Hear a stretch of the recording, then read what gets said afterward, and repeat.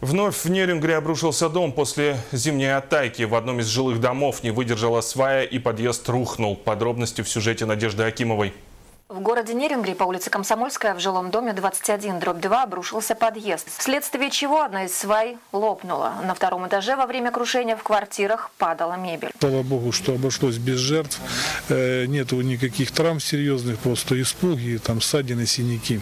На место обрушения выехал глава города Леонид Олейник и жилищно-коммунальная компания. После осмотра было принято решение переселить жильцов обрушившегося подъезда в маневренное жилье. Приняли решение в срочном порядке переселить 3 квартиры в маневренный жилой фонд. И в данный момент сейчас эти 3 семьи находятся в отделе по учету и приватизации жилья. Те предложения, которые сейчас мы им предлагаем, куда переселиться, они их рассматривают.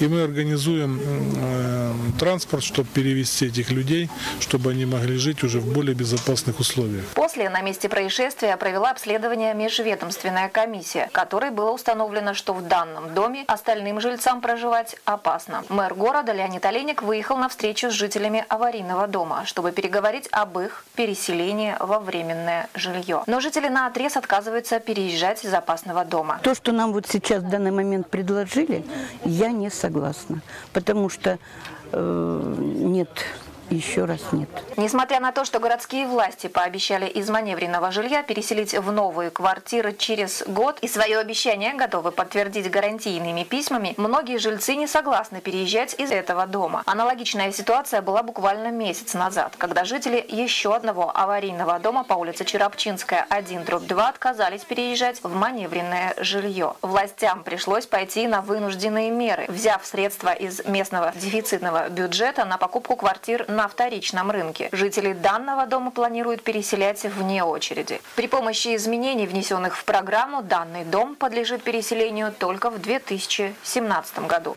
За многие годы программа переселения не работала в городе, и только с прошлого года она начала воплощаться в жизнь. До 2017 года городские власти, согласно программе, должны предоставить новое жилье более 1500 семьям. Проблема стоит остро. Пока переселяют одних, согласно утвержденному плану, происходят непредвиденные, более экстренные ситуации в других домах. Во многом виной этих проблем природные климатические условия. А порой сами люди, которые ради получения нового жилья идут на уголовное преступление, не понимая последствий или, хуже того, рискуя жизнью своей и своих близких, оставаясь проживать в опасных домах, отказавшись от маневренного жилья. Лена Соловьева, Надежда Акимова, Семен Амосов, НВК Саха-Нерюнгри.